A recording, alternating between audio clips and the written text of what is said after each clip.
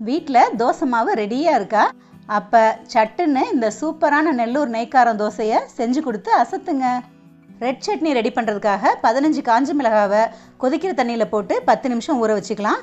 இந்த மிளகாவோட ஒரு பெரிய வெங்காயம், 10 பல் பூண்டு, 1 டீஸ்பூன் ஜீரகம், சின்ன பீஸ் புளி, உப்பு சேர்த்து ஃபைன் பேஸ்ட்டாக அரைச்சி வச்சுக்கலாம்.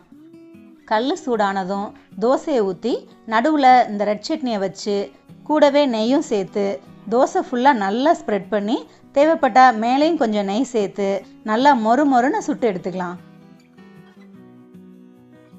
இந்த தோசையை இன்னொரு விதமாகவும் செய்யலாம்.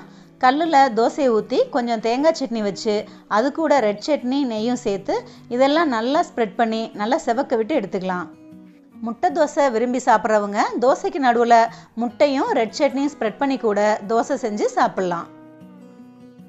இதில் எந்தவித தோசை செஞ்சாலுமே சும்மா அட்டகாசமாக இருக்கும் போங்க.